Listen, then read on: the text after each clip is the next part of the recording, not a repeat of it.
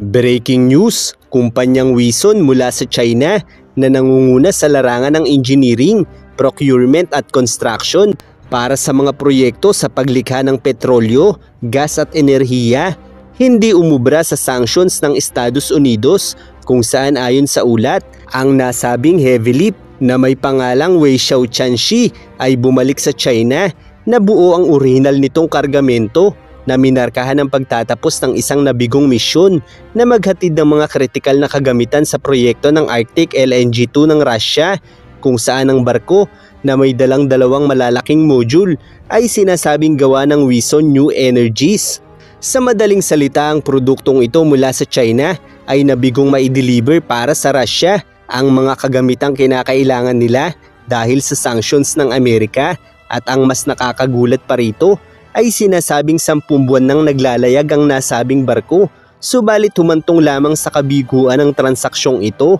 Kaya naman nangangahulugan ito na ang proyektong Arctic LNG 2 ng Russia ay nahaharap ngayon sa tuluyang pag-aantala dahil ang mga module na ito mula sa China ang magsisilbi sanang makinarya na bubuo ng proseso para sa proyekto ng Russia, at ayon pa sa ulat, ang ginawang pag-atras na ito ng Wison New Energies sa pakikipagkalakalan sa Russia ay upang makapagpatuloy pa ito sa pakikipagkalakalan sa mas maraming bansa na maaari ring patawan ng sanksyon ng US kung magpapatuloy sila sa pakikipagkalakalan sa Russia. Kaya't bagamat 10 buwan ang binuno ng nasabing kumpanya mula sa China, ay napilitan pa rin itong umatras sa kanilang kasunduan mula sa Russia. Kaya naman dahil dito, ay muli na namang napatunayan ng US na kahit ang dalawang bansa ay may sariling pamamaraan para iwasan ang paggamit ng dolyar ng Amerika sa mga transaksyon nila, ay wala naman silang ligtas kung mas maraming katransaksyon nila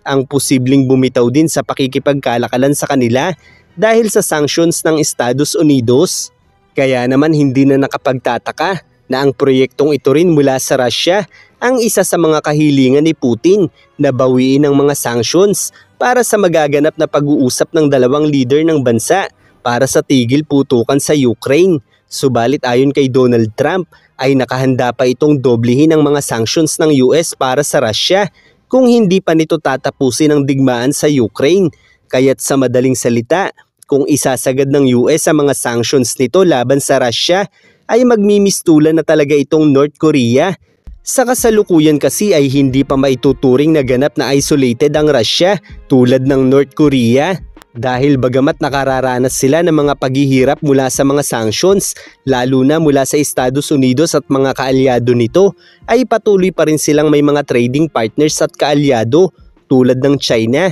India at mga bansa sa BRICS Alliance, kung kaya't may access pa rin sila sa mga merkado sa ilang bahagi ng mundo, at ang kanilang ekonomiya ay umaasa pa rin sa mga pangunahing sektor tulad ng enerhiya, mineral at agrikultura, hindi gaya ng North Korea na halos wala ng access sa internasyonal na merkado. Gayunpaman, kung tototohanin ni Trump ang banta nito laban sa mga miyembro ng BRICS nations, ay magagawa nitong tuluyang putulin ang ugnayan ng mga bansang ito para sa Russia, dahil kung ang bawat opisyal ng mga bansang ito ay papatawan ng sanctions ng US, ay maaaring ma-freeze ang lahat ng mga assets nito na may kinalaman sa mga Amerikano, gaya ng kanilang mga perang dolyar sa mga bangko at mga ari-arian na may kaugnayan sa Estados Unidos. Ang bawat opisyal kasi ng bawat bansa sa mundo ay pangkaraniwang may mga investments sa napakaraming bansa sa mundo, kung kaya't pangkaraniwan lamang sa pinakamayayamang tao sa mundo,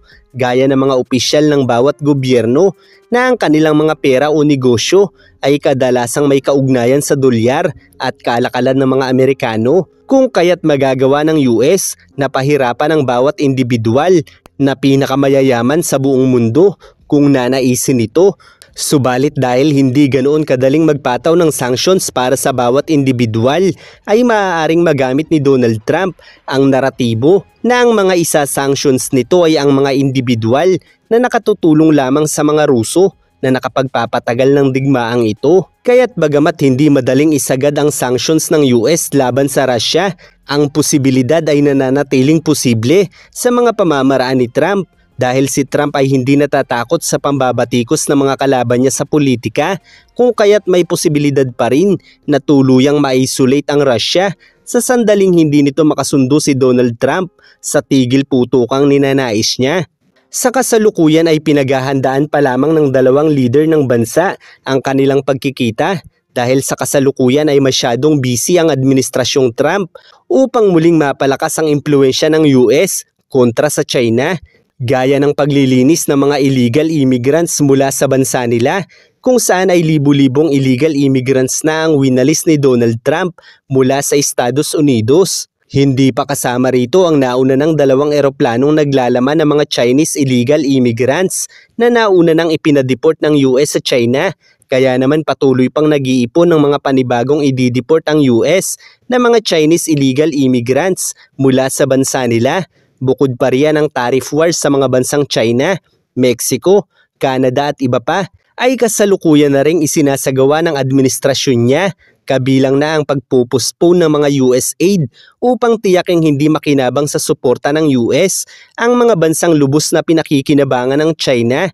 gaya ng kamakailang pagpapahinto ni Trump sa US aid para sa South Africa, isang pangunahing miyembro ng BRICS Alliance na nahanapan ng butas ni Trump dahil sa panibagong batas na nilagdaan ng Pangulo ng bansa nila, kung saan ang expropriation law ng South Africa ngayon ay nagpapahintulot na sa pagtatanggal ng ari-arian ng walang kompensasyon o kabayaran sa mga kaso ng land reform, hindi gaya noon na kinakailangan ng makatarungang kabayaran para sa mga ari-arian na kukunin ng gobyerno, at ang layuning ito ng Pangulo ng South Africa ay upang magkaroon umano ng pagkakapantay-pantay sa bansang ito. Gayunpaman, dahil sa maanumalyang pagkamkam ng gobyerno sa mga lupain ng mga landowners sa bansang ito, ay nagdulot naman ito ng takot sa mga negosyante sa pag-iisip na maaari rin nilang sapitin ang hindi patas na pamamaraan ng South African government. Kung kaya't hindi pa man naipapasa ang batas na ito noon,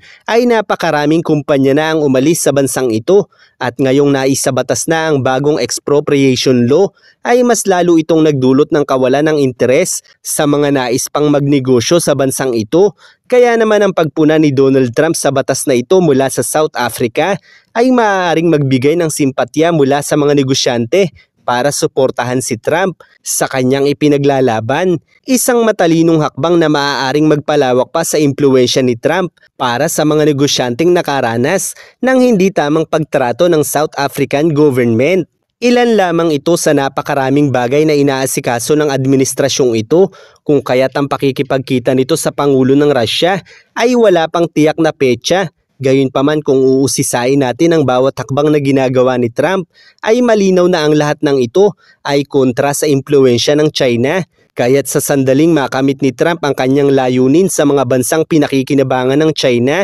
ay maaaring ang China naman ang makatikim ng matitinding sanctions mula sa Amerika. Kung iisipin kasi nating mabuti ang diskarte ni Donald Trump, ay malinaw na nagpapakita na bukod tangi sa lahat na ang US lamang ang pinakamatibay na pader na masasandalan ng kahit sinong negosyante sa buong mundo, at tanging ang US lamang din ang may kakayahang pabagsakin ng napakaraming kumpanya sa buong mundo, at sa sandaling maunawaan ito ng pinakamayayamang tao sa buong mundo ay mapagtatanto nilang mas ligtas sila sa kamay ng mga Amerikano na maaaring magamit ng mga Amerikano upang ponduhan ang mga destabilisasyon sa anumang bansang kumakalaban dito.